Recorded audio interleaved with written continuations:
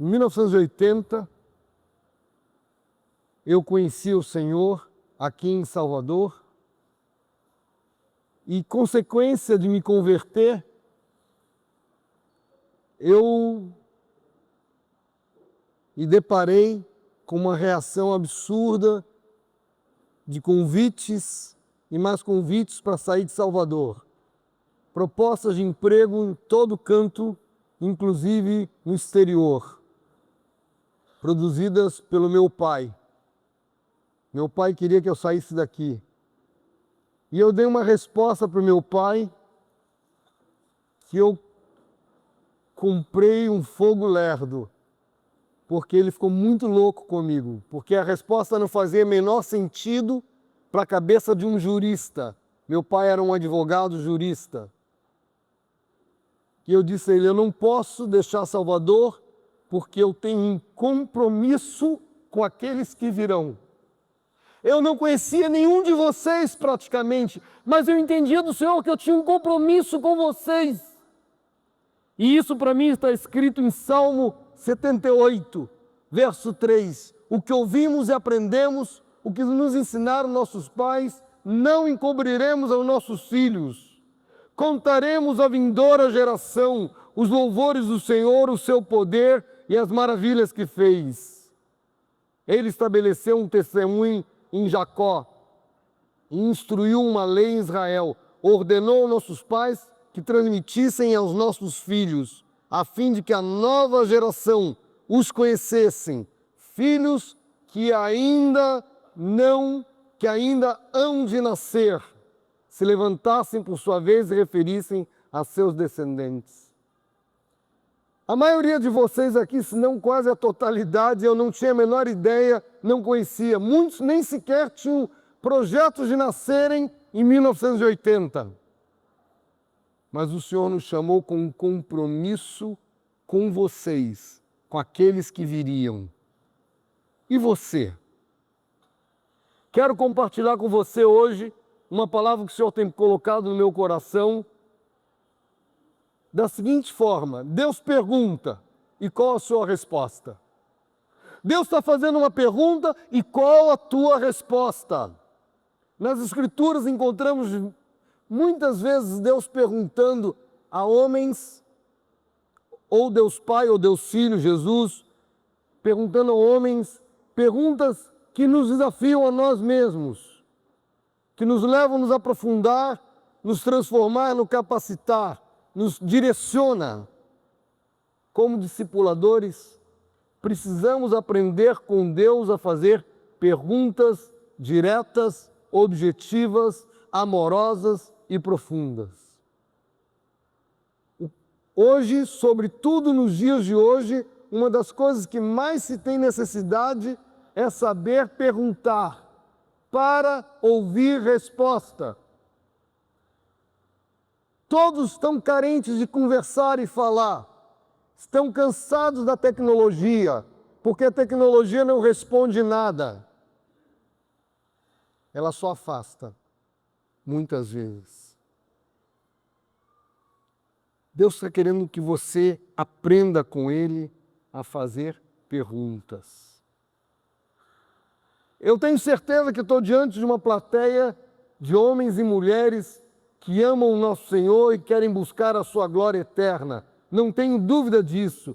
Homens e mulheres que resolveram seguir em frente crucificados, discipuladores ou pais. É a mesma coisa para mim. Oro para que Deus nos leve a toda uma profunda revelação dele mesmo. Que possamos ser tomados, não só pela alegria de poder servi-lo de coração, mas, sobretudo, pelo prazer de tê-lo como nosso Deus e Pai. Obrigado, Paizinho. Obrigado, Paizinho, por este momento. Obrigado por cada vida aqui presente, por cada família aqui presente. Obrigado pela quantidade de famílias aqui representadas, de pessoas que representam muitas e muitas famílias. Obrigado, porque Tu convocaste, Tu nos chamaste para a Sua eterna glória. Obrigado, Senhor. Eu pretendo analisar algumas perguntas que Deus fez aos homens e conversar sobre elas. Mas eu preciso que você, neste momento, seja uma ovelha, um cordeiro, um discípulo. Não fique lembrando, eu preciso perguntar isso a fulano. Isso é bom para... Você conhece o ministério da pá? É bom para outro, é bom para aquele, tudo é bom para os outros. E eu esqueço de olhar para mim mesmo. Eu quero te convidar a você aproveitar este momento como discípulo e ver o que Deus está querendo falar contigo. Vou fazer perguntas e terão respostas. E eu quero saber qual é a tua resposta. Eu ainda não fiz a pergunta, eu sei, vou chegar lá. A questão não é a resposta certa ou errada. Não estou perguntando qual é a melhor resposta, não estou perguntando qual é a resposta mais adequada, eu estou querendo saber qual é a sua resposta. Se você quiser compartilhar com alguém, beleza, pode compartilhar. Mas não fique perguntando para o outro, e você, o que você respondeu? Deixa que o outro queira ou não queira compartilhar, pelo menos neste momento. Há muitos anos aprendi a fazer perguntas desafiadoras, incisivas, para os que estão próximos de mim. Perguntas que a pessoa tem que dizer sim ou não, ou mentir. Uma pergunta direta. Agora, preste atenção. Se você faz pergunta, você tem que estar disposto a ouvir. Fazer uma pergunta sem ouvir a resposta traz profundo desconforto para o outro e quebra de credibilidade. Pergunte, escute. Volto a dizer, os homens, o ser humano está ansiando alguém que o escute, que pare. Eles estão precisando ser ouvidos. Aliás, eles não, nós estamos precisando ser ouvidos. Por isso, vemos um grupo excessivo de terapeutas por todos os lados, todas as formas de terapeutas. Até me perguntaram, Celso, você não quer fazer um curso de terapeuta? Eu disse, não, eu sou no Teratapa. Não funciona. Precisamos ter uma escuta ativa.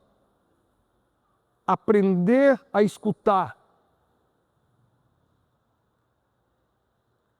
Deus nos fez com 2 ouvidos e uma boca, mas parece que a gente tem 2 bocas e nenhum ouvido. Ninguém quer parar para ouvir o outro. Mas eu já sei a ladainha dele, ele sempre fala a mesma coisa, sempre reclama. Porque você nunca fez uma pergunta certa. Não estou sugerindo nenhuma sindicância, nenhum vestibular. Estou convidando você para entrar em você, fazer uma introspecção. Permita que Deus o questione e deixa que Ele leve aonde Ele quer levar você. Então, qual é a tua resposta?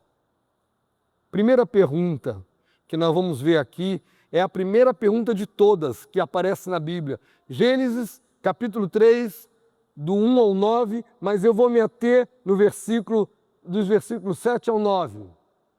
É todo o pacote, eu não posso ver fora do contexto, mas por causa do tempo eu não vou analisar cada detalhe.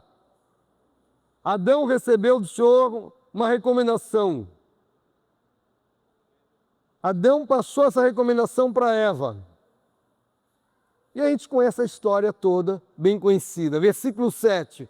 Abriram-se então os olhos de ambos, e percebendo que estavam nus, coseram folhas de figueiras e fizeram cintas para si. Só uma curiosidade, bem curiosidade mesmo. Figueira, ela solta um leite que faz queimadura de 1º e 2º grau. E eles fizeram uma roupa de folhas de figueira. Aí eu só fico imaginando Deus assim, meus filhos, vocês vão se queimar todos. Não é por aí não.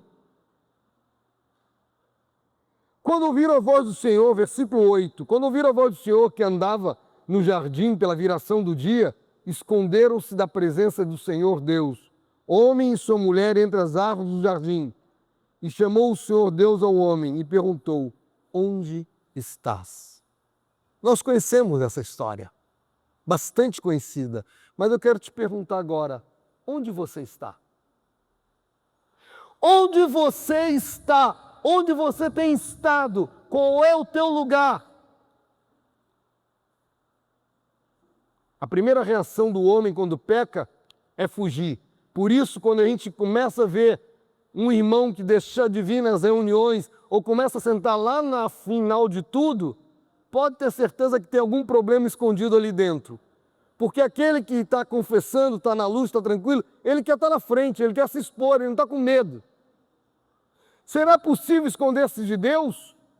A gente sabe que não, mas vamos ler Salmo 139, verso 7.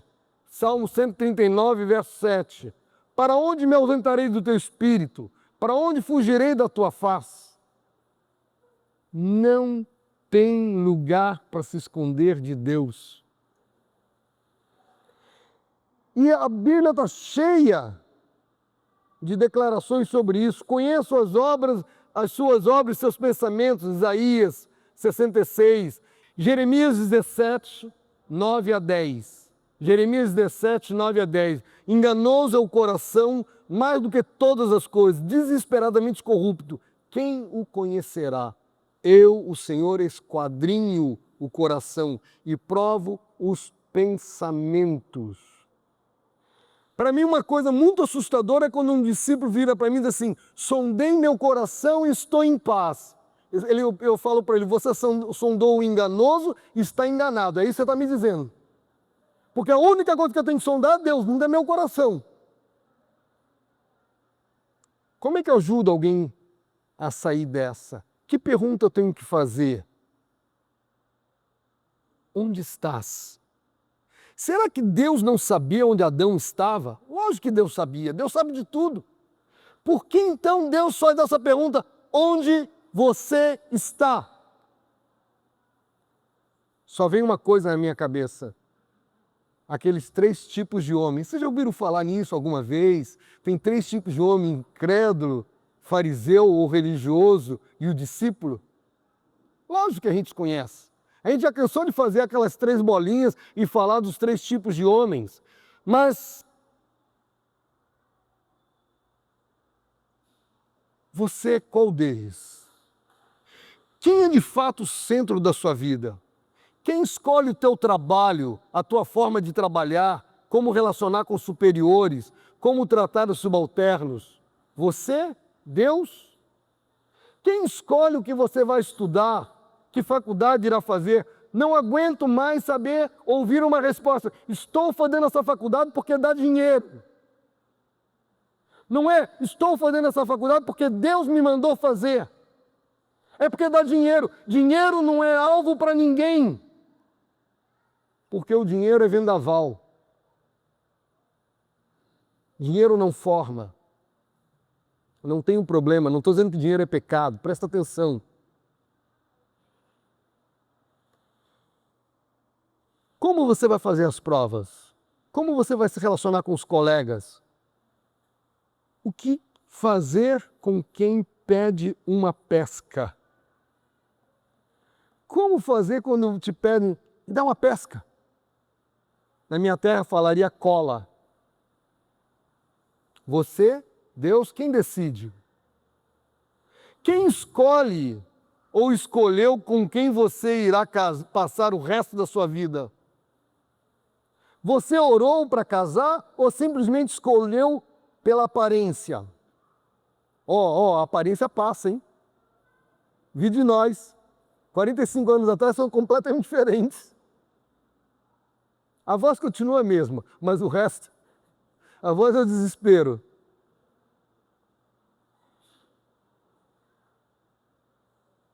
Quem escolhe o seu cônjuge? Quem escolhe como relacionar com o outro? Quanto a filhos, terão filhos? Serão educados por você ou por terceiros? Quem é o centro da tua vida? Quem escolhe a forma de você se expressar sexualmente? Você ou Deus? Pode tudo entre quatro paredes? Como relacionar com o sexo oposto? Quem escolhe? Quem escolhe onde você vai morar? A casa que você vai comprar? Você ou Deus? Quem escolhe o carro que você vai ter?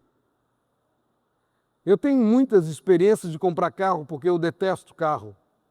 Carro para mim é um mal necessário. Eu preciso de alguém olhando e analisando para comprar para mim, porque eu não tenho a menor ideia.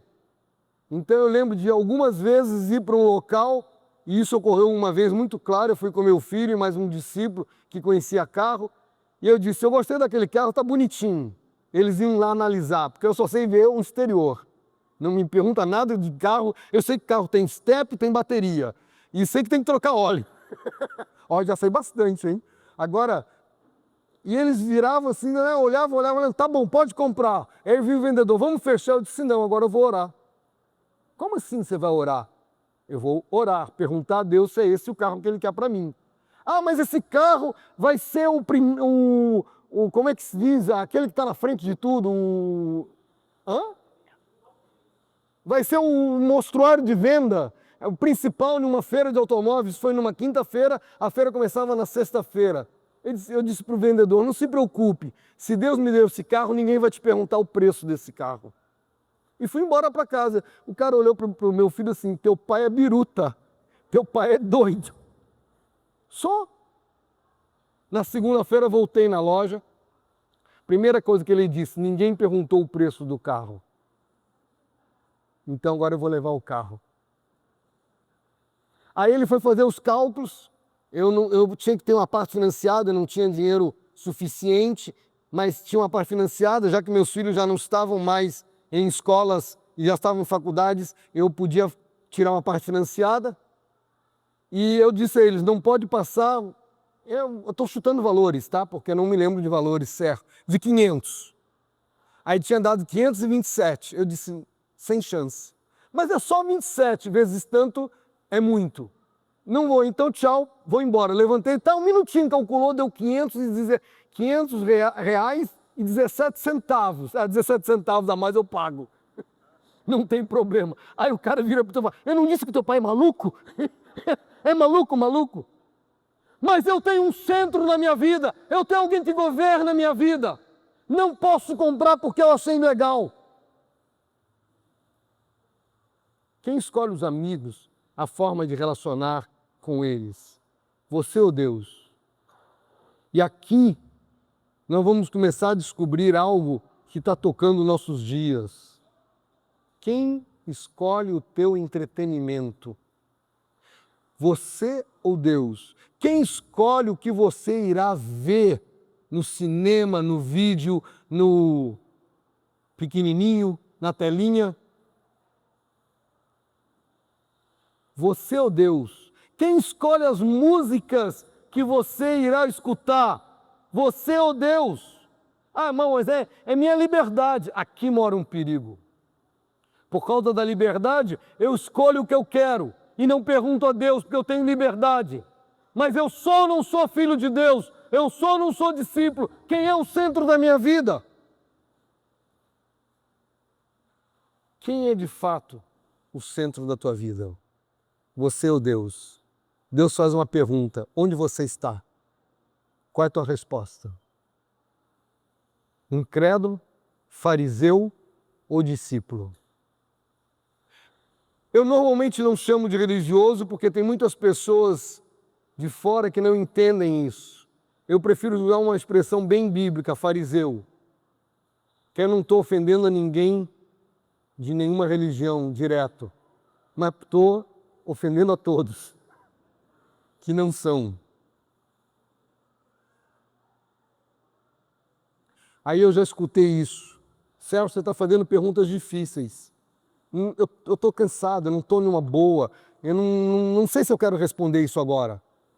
E eu preciso partir para uma segunda pergunta para você. E eu queria entrar com você no texto de João 5, de 5 a 7.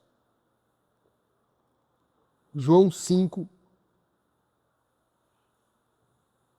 Esse aqui é no mínimo um texto muito intrigante.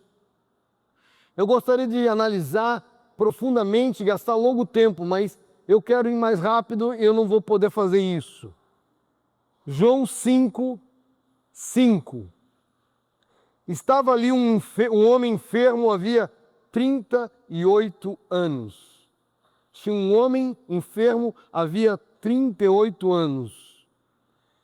Jesus, vendo deitado, sabendo que estava assim há muito tempo, Jesus sabia que ele estava assim há muito tempo. Perguntou-lhe: queres ser curado? Pergunta clara, franca e objetiva. E qual é a resposta que o rapaz dá? Respondeu-lhe o enfermo: Senhor, não tem ninguém que me ponha no tanque quando a água é agitada, pois quando eu vou, desce outro antes de mim. A uma pergunta direta, ele deu desculpa.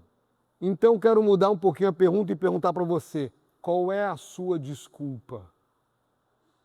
Qual é a sua desculpa para continuar na mesma posição que está há anos? Qual é a desculpa que você está dando para você? Como você está se enrolando? Como você está se enganando há anos?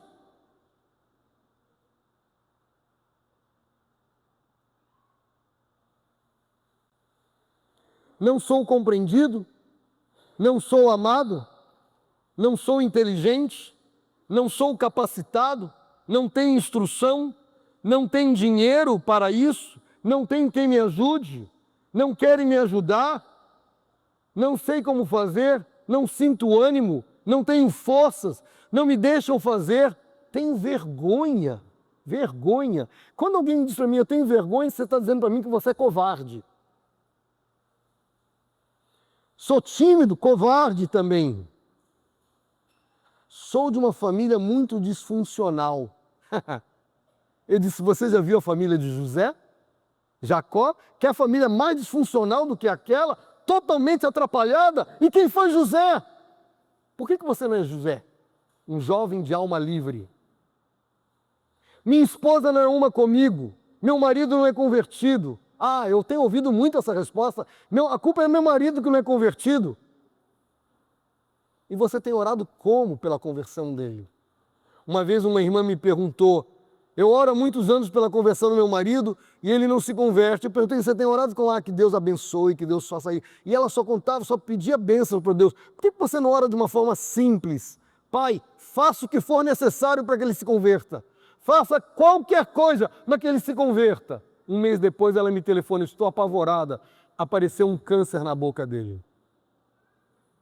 Qual o problema? Você não quer perder teu marido. Você prefere que ele não morra e vá para o inferno do que ele possa correr risco de morrer e ir para o céu. Qual é a tua desculpa?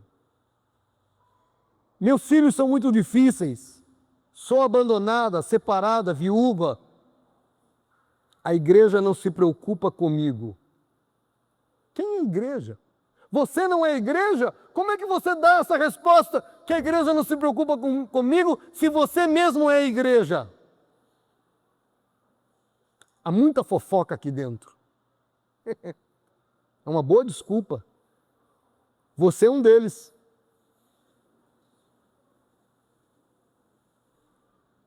E eu já ouvi isso aqui. Você não sabe de nada e já chega perguntando. Qual é a tua, Sérgio? E eu pergunto, não sou eu que estou perguntando, é Deus que está perguntando: qual é a tua resposta? Qual é a tua resposta? Qual tem sido a tua desculpa? Como você tem se enganado? Pai querido, eu quero pedir tua ajuda, Senhor, para que nenhum de nós fique enganando a nós mesmos, nem aos outros. Não nos deixe ficar entrando num campo de desculpas, mas leva-nos à transparência. Te peço, em nome de Jesus. Eu gostaria de aprofundar muito aqui, mas eu só vou dar uma pequena pincelada, por causa que eu quero andar mais rápido um pouquinho. Tentar falar devagar, mas andar mais rápido. Tá bom, Davi, estou entendendo. Por que damos desculpas? Por autopreservação. E aqui tem muita coisa para falar, porque foi a mulher que tu criaste. A culpa é de Deus que criou aquela mulher. Foi a serpente que me enganou. E aí continua desculpas para justificar como algo natural de uma defesa, uma justificativa, que algumas pessoas estão chamando de mentiras emocionais aceitáveis socialmente. Mas é mentira do mesmo jeito. Eu não estou lendo os textos bíblicos, a gente um dia conversa melhor sobre isso, mas é só para vocês entenderem, tem muita coisa. Ah, porque eu tenho baixa autoestima. Uai, quem é você? Qual a tua identidade? Não estou perguntando o número da tua identidade, estou querendo saber qual é a tua identidade. Você ainda não entendeu que eu não sou o que eu penso, não sou o que eu falo, não sou o que os outros dizem que eu sou o que Deus diz que eu sou? Eu não sou o que eu sinto, não sou o que penso, não sou o que os outros dizem, eu sou o que Deus diz que eu sou, ponto. E acabou. Isso tem que permanecer claro na minha cabeça o tempo todo. Quando eu me converti, uma das dificuldades grandes que eu tinha era de aceitação. Eu me esforçava para ser aceito. E eu tive trabalho e eu venci exatamente com isso. Se Jesus Cristo, que é Senhor sobre todas as coisas, me aceitou como eu sou e está me transformando, se você não me aceitar, o problema é teu com Jesus, não é mais meu. E acabou. Ah, mas isso é grosso. Me libertou desse problema. E a gente também faz desculpas por hábito e por pecado. Como corrigir isso? Permitir ser confrontado pela verdade. Permitir ser confrontado pela verdade. João 14,6. Respondeu-lhe Jesus: eu sou o caminho, a verdade e a vida. Ninguém vem ao Pai senão por mim. Eu sou a verdade. A verdade não é um conceito filosófico, a verdade é uma pessoa. Eu preciso apresentar aos discípulos, eu preciso apresentar para mim, eu preciso conhecer profundamente uma pessoa, Jesus Cristo. João 8, 31 a 32. João 8, 31 a 32. Depois disse Jesus aos judeus que haviam crido nele: se vós permanecerdes na minha palavra, sois verdadeiramente meus discípulos, e conhecereis a verdade, e a verdade vos libertará. Volto a repetir, não é um conceito filosófico, é uma pessoa. Precisamos ser libertos de nós mesmos. Precisamos estar cheios de Cristo e levar os discípulos a estarem cheios de Cristo. Segunda coisa para fazer, confissão de pecados. Simples. Simples. Mas nada mais simples do que isso. Provérbios 28, 13. Provérbios 28, 13. O que encobre as suas transgressões jamais prosperará.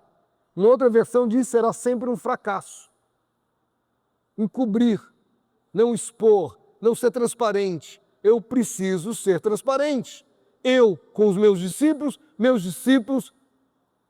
com eles, com todos.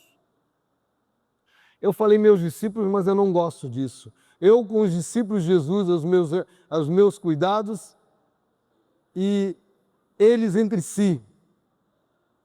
Tiago 5,16, confessai, pois, os vossos pecados uns aos outros. Uma vez me disseram: Sérgio, ministra sem falar mal de você, porque estão usando isso para contra você mesmo. Agora que eu vou falar mais mal de mim mesmo. Porque não tem nada que preste em mim. Se não é Jesus, nada mais presta. Qual o problema de falar mal de mim? Sou eu que estou falando mal de mim. E é verdade, não presto. Ah, mas Sérgio, você é um velho. Não é velho, velho. É quase velho. Sim, sou um velho. Qual o problema? Não presto do mesmo jeito, continuo homem, continuo carne, continuo com o pecado habitando dentro de mim. Continuo necessitando da cruz todos os dias, todo o tempo. O que mais eu preciso? Eu preciso renovar a minha mente. E não vos conformeis com esse século, mas transformai-vos pela renovação de vossa mente. Para isso, uma coisa é muito simples. Para o que você está fazendo. Antes de você responder, fazer qualquer coisa, para. Nada que um bom respirar profundamente para oxigenar o cérebro. Jesus, e agora? O que eu respondo? E orar. Ah, eu dou a resposta queima-roupa. Você se estraga queima-roupa. Parar, respirar profundamente e orar, antes de tudo. 1 Timóteo 2:1. Antes de tudo, exorto, pois que se use a prática de orações, súplicas, intercessões e ações de graça em favor de todos os homens. Repetindo Romanos 12:2, não vos conformeis com este século. Não tome a forma desse século. Tem uma frase antiga que é atribuída a São Bento, que eu acho muito interessante. Ore e trabalhe. Ore e labora. Ore e labora. Ore e trabalhe. Você pode orar o tempo todo. Ah, mas meu trabalho é com a mente. Sim, eu sei que teu trabalho é com a mente e você tem que ficar atento, mas você sempre tem, naquele momento que você respirou, ora. Jesus, na hora que você foi ao banheiro, ora. Na hora que você foi tomar uma água, ora. Ore o máximo que você puder em línguas. Ore antes de tudo mesmo. Ore para que você saiba como confrontar este mundo em todas essas perversidades que ele está apresentando. A decisão é sua. Você tem que tomar uma decisão, orar e permanecer na cruz o tempo todo. Gálatas 2:20. Estou crucificado com Cristo.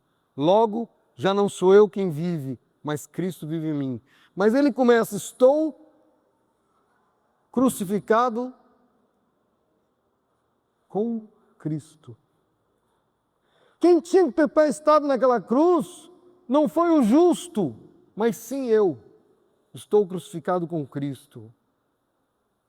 Os únicos que têm autoridade sobre Satanás são aqueles que tomaram a decisão de permanecer na cruz, permitindo que a cruz os liberte de toda autocomiseração, pena de si mesmo, de toda autopromoção, de toda egolatria, de todo egocentrismo, de toda soberba, de toda presunção, de tudo que afasta de Deus. Só tem uma coisa que consegue vencer tudo isso.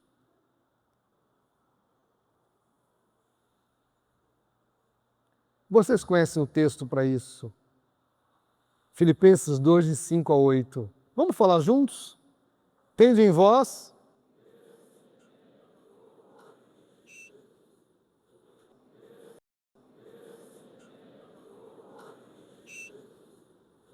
coisa que se devia aferrar.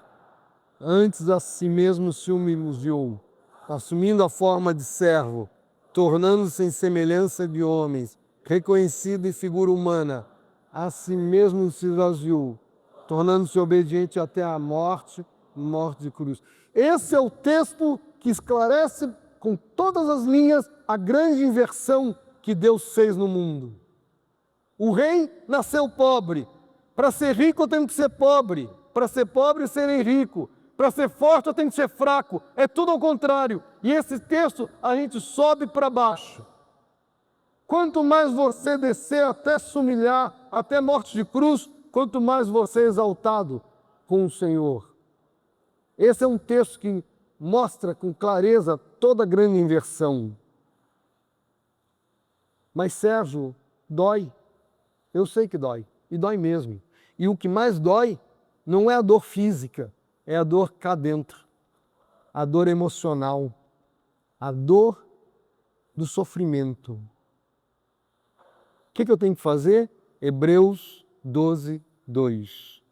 Hebreus 12, 2. Olhando firmemente ao autor e consumador da fé, Jesus, o qual em troca da alegria que estava proposta, suportou a cruz. Não fazendo caso da ignomínia, está sentado à destra do trono de Deus. Considerai, pois, atentamente aquele que suportou tamanha oposição dos pecadores contra si mesmo. Isso é o versículo 3. Para que não vos fatigueis, desmaiando em vossas almas. Em troca da alegria que estava proposta. E qual a alegria que eu tenho proposta, que o Senhor tem proposta para nós? A eternidade com Ele. Com a fonte de todo júbilo, a fonte de toda alegria. Vamos um pouco mais adiante. Vamos a uma terceira pergunta. Aqui, nós conhecemos a história de Elias. Elias foi um homem que aparece do nada nos holofotes da nação. Profetiza ao governante angústia, seca e fome. E Deus manda ele fugir. Como assim? Ele está no auge dos holofotes político. E Deus manda dizer para ele, foge. E ele vai para um ribeiro onde pássaros ladrões, corvos, o serve hambúrguer todo dia de manhã e de tarde. Ele come hambúrguer com água. Mas acaba a água. E Deus manda ele ir para para o local que tinha vindo a rainha Má, a esposa do rei, Sidom, Sarepta de Sidom. E ele vai ser sustentado, o profeta sustentado por uma mulher viúva pobre. Mas ele vê todos os dias um milagre. Todos os dias, por 3 anos, ele vê um milagre. Ela vai pegar o azeite e nunca acaba. Ela vai pegar a farinha e nunca acaba. Você já teve essa experiência? Você já conseguiu imaginar o que é isso? Elias está passando por isso, mas o filho da viúva morre e ela lança na cara dele a morte do filho. Ele ora e aparece a primeira ressurreição dos mortos que a Bíblia tem registro, o filho da viúva de Sarepta. Ele vai confrontar o rei, é acusado de ser o perturbador de Israel. Ele convoca toda a nação e mais os profetas de Baal, dos postes ídolos, e a gente conhece a história que o fogo desce do céu, lambe tudo, e ele mata todos os homens, corre na frente da carruagem do rei. Antes ele vai subir ao monte, enquanto todos estão se alimentando e comendo, ele sobe ao monte para orar, e ora 7 vezes, para ver que vem uma nuvenzinha, ele diz, a chuva está chegando, manda o rei embora. E não tinha ninguém que corresse na frente da carruagem do rei, ele corre. Não é um velho, não é um velho. Para mim ele é um jovem, não tem esposa, não tem registro de esposa e filhos, ele é um jovem. Ele corre, chega na frente e ele recebe um WhatsApp da rainha. Amanhã eu vou te matar. E ele se desestrutura completamente. Ele abandona o cargo, ele foge, ele abandona a sua nação, ele abandona a sua responsabilidade, dá as costas e vai embora. No meio do caminho larga o seu moço, anda um dia para o deserto, e a palavra diz pelo seu deserto, tem muito claro o seu deserto, e dorme. é acordado com um anjo. Nem tomou susto, de tão acostumado que ele estava com o anjo. O anjo diz para ele, come e bebe. Ele come, bebe e dorme. Tinha um pãozinho celestial, quentinho, com uma água fresquinha no meio do deserto. Ele dorme. Depois de dormir um tanto, a gente não sabe quanto, dormiu, o anjo acordou ele de novo e disse, come e dorme, porque a tua caminhada será longa. Tudo que a gente precisa para ajudar alguém em processo de depressão está aqui. Comer, dormir e caminhar. Se você tem alguém que está em depressão e não consegue caminhar, convida para dar um passeio. Leva a tiracolo. Insiste que caminhe, porque a proporção que você caminha, o sangue circula pela cabeça, vai tirando as toxinas e a pessoa vai conseguir pensar melhor. Tem que caminhar. E ele chega no monte do Senhor, ele chega no monte Horebe, entra numa caverna, ele já está dentro de uma caverna, e ele vem o tempo todo, provavelmente pensando, fiquei sozinho, quero tirar minha vida. Ele está em looping, a cabeça dele está em looping, não consegue sair. E Deus faz uma pergunta crucial para ele. Primeiro livro de Reis, 19:9. Primeiro livro de Reis, 19:9. E a gente conhece a pergunta. Ali entrou numa caverna onde passou a noite. E eis que veio a palavra do Senhor e lhe disse, que fazes aqui? O que fazes aqui? Eu quero que a gente dê um respiro. Jesus, mostra-nos essa pergunta para nós mesmos. O que eu estou fazendo aqui? O que você está fazendo aqui e agora? O que faz aqui? Deus não perguntou o que está fazendo aí. Deus estava na caverna com ele porque Deus está com o deprimido. E nós vamos ver isso em alguns versículos da Bíblia. Isaías 66:2. Mas o homem para quem olharei é este, o aflito e o abatido de espírito, que treme da minha palavra. Repito o versículo. Porque minha mão fez todas essas coisas e todas vieram a existir. Mas o homem para quem olharei é este, o abatido e aflito, que treme da minha palavra. Você está abatido, você está aflito, o que fazes aqui? Deixa Deus te perguntar, deixa Deus te questionar.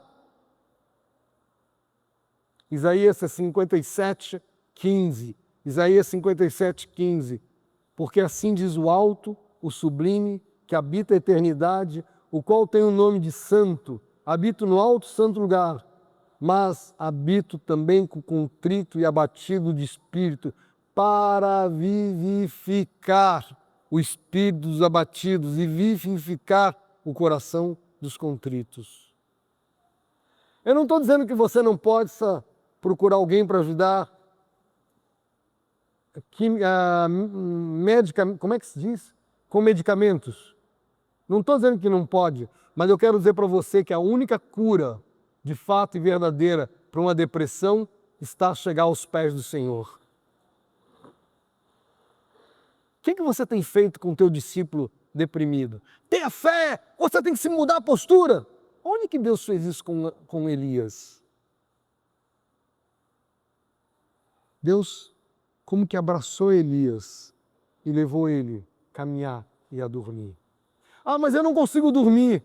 Eu sei, dormir é um ato de fé. Eu tenho que ter fé que Deus vai me levantar amanhã. Dormir é um ato de fé, mas se a pessoa está desgastada na fé, eu tenho que edificar a fé dele. Palavra de Deus, palavra de Deus. A fé vem pelo ouvir, e ouvir a palavra de Cristo.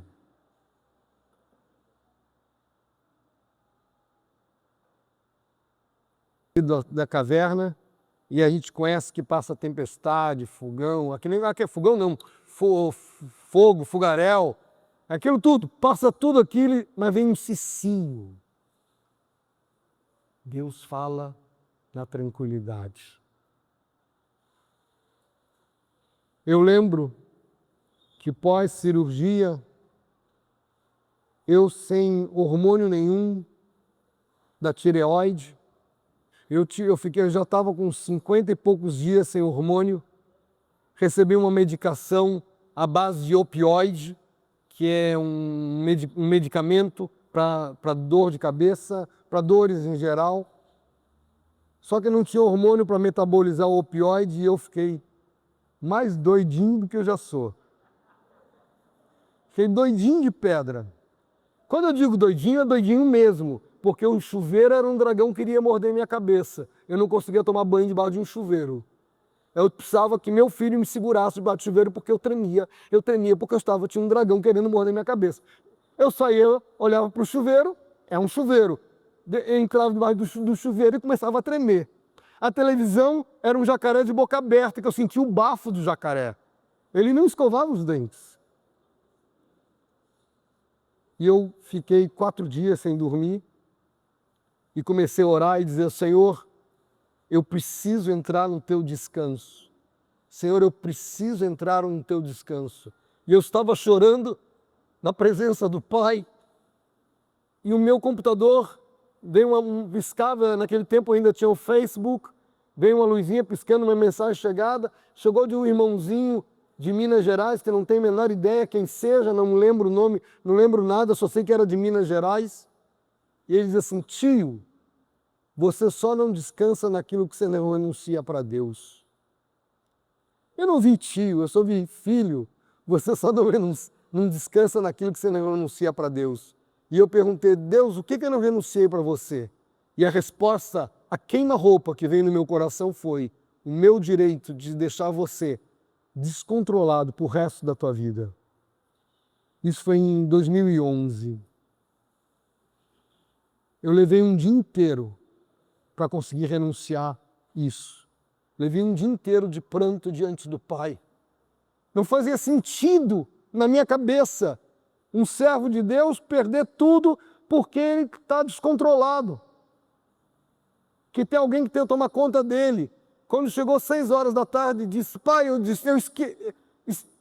desisto, não vou mais argumentar, não falo mais nada, faço o que você quiser, eu aceito o teu direito, eu peço que ele venha reinar sobre mim. Se você quer me deixar descontrolado pro resto da minha vida, que assim seja. E apaguei num sono. E dormi praticamente 12 horas direto. Acordei assim: oba, dormi, tô bom. E continuei tremendo, continuei a mesma coisa. Mas eu estava em paz. Esse tremelique não durou muito tempo não, só 45 dias. Quando os hormônios começaram a fazer efeito e foram processando e acabou. Mas eu quero te perguntar, você já renunciou o que você precisa renunciar para Deus?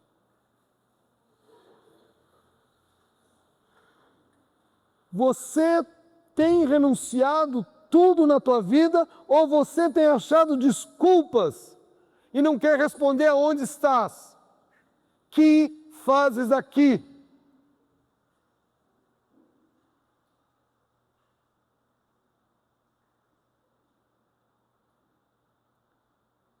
Estou pulando um tanto, mas não tem problema, um dia a gente conversa sobre isso. Repito, você só não descansa naquilo que você não renuncia para Deus. Você só não descansa naquilo que você não renuncia para Deus. Vamos para a última pergunta. Vocês estão entendendo que eu estou simplesmente lendo perguntas da palavra e transformando para vocês? Vocês estão entendendo que o que eu quero que vocês aprendam é que nós precisamos fazer perguntas adequadas. Eu estou aqui ministrando, estou usando de expressões, mas não é perguntas no pé de ouvido, um ao outro. Quarta pergunta que Jesus fez a Pedro, e Jesus fez 3 vezes essa pergunta, você já sabe qual é a pergunta. Ninguém tem dúvida. João 21, 15 a 17. João 21, 15 a 17. E eu vou ler na Nova Almeida atualizada, porque ela está um pouco mais interessante, a escrita em português. Depois de terem comido, Assim, os discípulos passaram a noite no barco, depois da morte de Jesus, não pescaram nada para variar, e alguém diz para lançar a rede, eles lançam e pegam aquela outra pesca incrível, e alguém diz, é o mestre. E Pedro se veste, pula na água e vai ao encontro do mestre. Depois de terem comido, perguntou a Simão Pedro, Simão, filho de João, você me ama mais do que esses outros? Mais do que esses outros me amam? Ele respondeu, sim, Senhor. Sim, o Senhor sabe que eu o amo. Disse Jesus, apacenta os meus cordeiros. Jesus perguntou pela segunda vez, Simão, filho de João, você me ama? Ele respondeu, sim, o Senhor sabe que eu o amo. Jesus lhe disse, pastorei as minhas ovelhas. Pela terceira vez, Jesus perguntou, Simão, filho de João, você me ama? Pedro ficou triste, porque Jesus perguntou ter perguntado pela terceira vez, você me ama? E respondeu, o Senhor sabe todas as coisas, sabe que eu o amo. Disse Jesus, apacenta as minhas ovelhas. Deixa eu te perguntar, você ama Jesus? Você ama Jesus? Te coloque no lugar de Pedro. Você já aprontou com Jesus? Todos nós já aprontamos com Jesus. Não tem dúvida, todos nós aprontamos. Como eu posso expressar o meu amor a Jesus? Primeiro, preciso descer ao nível do outro. Preciso descer ao nível do outro. Aqui no texto, a gente vê que Jesus pergunta, Pedro, tu me ágape? E Pedro responde, sim, Senhor, eu filéu. Na última pergunta, Jesus desce ao nível de Pedro e Pedro pergunta, Pedro, tu me filéu? E Pedro diz, sim, eu te filéu, tu sabes disso. Jesus não ficou exigindo que ele subisse, Jesus não ficou exigindo que ele tivesse uma postura perfeita. Pedro havia negado 3 vezes a Jesus, Pedro estava debaixo de profunda condenação. Jesus desce para falar com ele. Mas isso não foi a primeira vez. João 11, 32 a 35. João 11, 32 a 35. Lázaro morreu, Jesus se demora a chegar, e quando Jesus chega, Maria vem correndo e vira e diz, se tu estivesses aqui não teria morrido meu irmão. Depois vem Maria, versículo 32. Quando Maria chegou ao lugar onde estava Jesus, ao vê-lo, lançou-se-lhe aos pés, dizendo, Senhor, se estivesses aqui, não teria morrido meu irmão. Ela falou a mesma frase que Marta, só que ela falou quebrada, humilhada, aos pés de Jesus. Jesus, vendo-a chorar, bem assim os judeus que a acompanhavam, agitou-se no espírito e comoveu-se, e perguntou, onde o sepultaste? E lhes responderam, Senhor, vem ver. E Jesus chorou. Jesus não sabia que ele ia ressuscitar? Para com isso, Maria, não precisa chorar. Não! Ele desce ao nível da emoção do homem. Ele sofre com o outro. Ele suporta a dor do outro. Ele sente a dor do outro. Não fica dizendo, não é nada, não é nada. Você tem que ser forte. Esquece. Ele sofre junto. Se coloca um.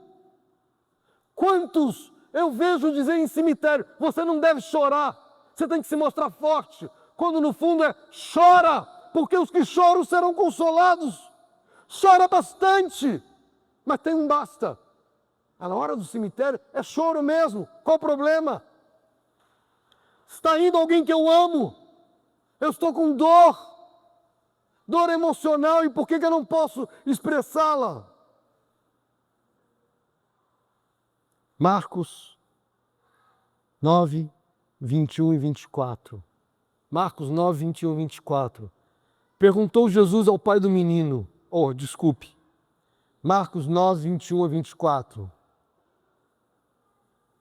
Um pai vem dizer que seu filho está terrivelmente endemoniado.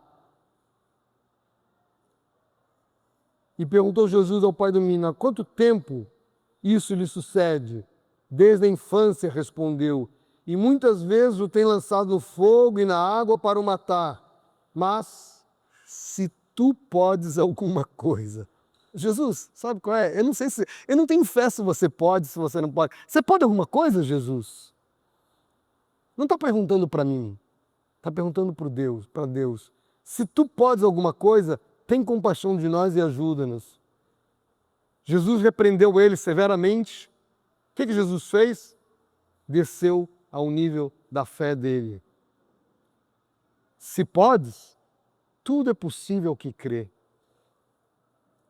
Imediatamente o pai do menino exclamou com lágrimas, eu creio, ajuda-me na minha falta de fé. Quantas vezes nós estamos carentes de fé? Ajuda-me na minha falta de fé. Jesus não exige uma fé plena, ele está colhendo uma fé imperfeita. Aqui é a graça em ação. E você? Não, assim você nunca vai conseguir nada, você não tem fé. Será que eu estou me colocando no nível dele? João 4, 7 a 10. João 4, 7 a 10. A história da mulher samaritana, nós conhecemos bem claro, muitas vezes conversado e visto. Nisso veio uma mulher samaritana tirar água, disse-lhe Jesus, dá-me de beber, pois seus discípulos tinham ido à cidade comprar alimentos. Então lhe disse a mulher samaritana, como, sendo tu judeu, pedes a mim, que sou mulher samaritana, porque os judeus não se dão com os samaritanos. Como é que vai pedir para uma mulher e ainda mais uma samaritana? Replicou-lhe Jesus, se conheceras o dom de Deus, quem é que te pede, dá-me de beber? Tu pedirias, e ele te daria água da vida. E a gente sabe que o diálogo ali não é fácil. Chama teu marido, eu não tenho marido. Ele já sabia de tudo isso. Mas ele alcança muitos samaritanos, porque ele desce a um nível humano, simples. O que falar também a caminho de Emaús? Jesus caminhando com os discípulos para Emaús. Eles não reconheceram Jesus. E ele falava, contava, dissertava, e eles não reconhecem. Lucas 24, 24 a 27. Lucas 24, 24 a 27. De fato, alguns dos nossos foram ao sepulcro e verificaram a exatidão do que disseram as mulheres, mas não o viram. Então lhe disse, honestos, tardos de coração, para crer tudo que os profetas disseram. Porventura não convinha que Cristo padecesse e entrasse na glória? E começando por Moisés, discorria por todos os profetas, expunha-lhes o que a seu respeito constava nas Escrituras. Jesus está ministrando e eles não reconheceram Jesus. Até a hora que ele parte o pão, acaso não ardia nosso coração? Jesus não ficou bravo, não ficou estragado, porque não fui reconhecido, não fui recebido com glória. Jesus caminhou com os discípulos na sua tristeza, até que seus olhos abrissem. Como é você? Eu poderia falar de Tomé, poderia falar muita coisa, mas eu queria voltar para o texto de Filipenses 2, de 6 a 8. Jesus, subsistindo em forma de Deus, não julgou com usurpação ser igual a Deus. Jesus nunca julgou ser igual a Deus algo que ele tinha que se agarrar. Respeitem. Você sabe com quem está falando? Não. Ele desce ao nível dos discípulos.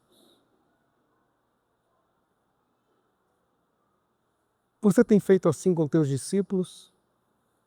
Você tem descido ao nível deles? Você tem sido um com eles?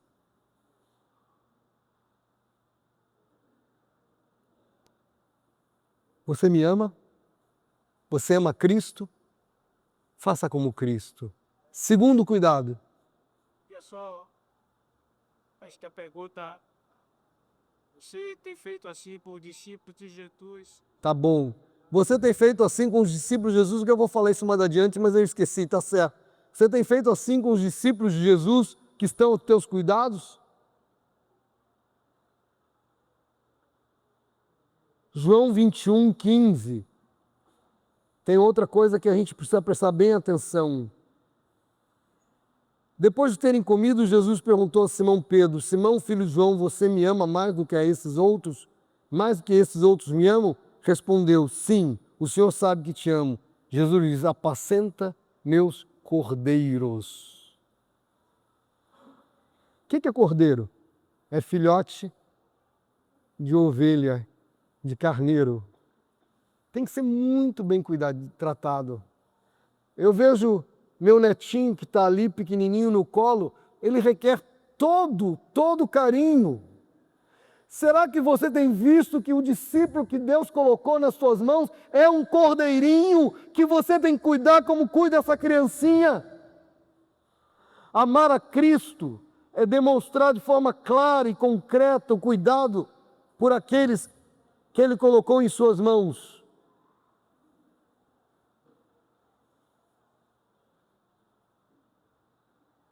Amar a Ele, amar a Cristo, vai sustentar o nosso serviço. Meu amor a Cristo vai sustentar o serviço. Tem um compromisso com aqueles que virão. É um amor a Cristo. Esse é o amor a Cristo. E nós? Como servimos ao Senhor? Como é nosso amor a Cristo?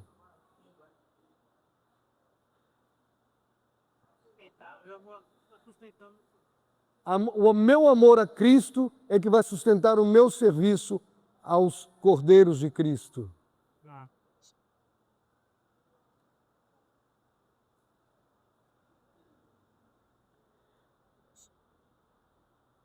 Como é que eu amo a Cristo? Eu amo a Cristo sustentando as ovelhinhas dele? Ou eu amo a Cristo para ter visibilidade? Quero ser visto. Me olhem nas selfies. Me olhem em todo canto. Eu preciso ser notado. Aonde que tem de Cristo nisso? Quem é que precisa ser notado? Eu ou Cristo?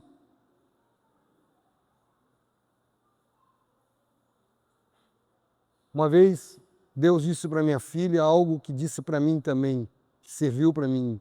Se você for visível aos homens, dificilmente será visível a Deus.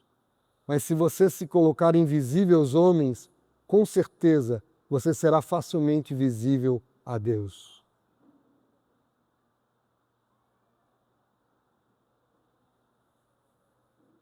Todo o nosso serviço a Deus e a igreja começa no nosso amor íntimo com Cristo.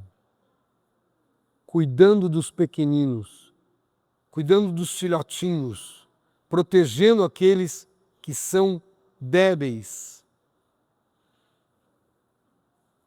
Lembre a você, nossos filhos pequenos, todos eles já aprontaram conosco e muito. Todos os nossos filhos já pecaram, já fizeram, já nos irritaram. Eu gosto de pensar que a graça de Jesus é maior do que a nossa traição. A graça de Jesus é muito maior do que a nossa traição.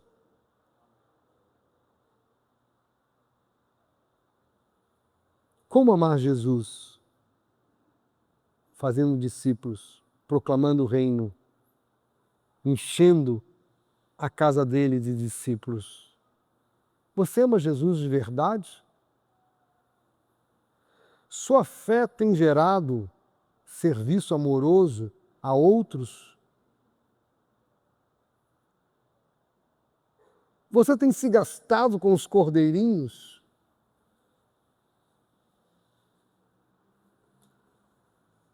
Deus está fazendo uma pergunta para você. Qual é a sua resposta? Qual é a sua resposta? Pai querido, muito obrigado, Paizinho, por esses preciosos irmãos. Obrigado, Senhor, porque Tu nos chamaste a cada um de nós com um chamado, com uma vocação clara e definida para engrandecer o Teu nome. Leva-nos adiante, Pai. A cada um de nós, eu te peço, em nome de Jesus. Só para lembrar você, o Senhor está nos chamando à invisibilidade. Ah, mas você fala até no YouTube, você aparece. Sim, eu apareço e muitos aparecem. Não é disso que eu estou falando. É da necessidade de visibilidade que eu estou falando. Eu não apareço porque eu quero. Eu apareço porque ocorreu. Está gravando, então vai aparecer. Lembra você, eu não sou o que penso, eu não sou o que sinto, eu não sou o que os outros dizem que eu sou. Eu sou o que Deus diz que eu sou. Que o Senhor nos abençoe a cada um de nós. Amém.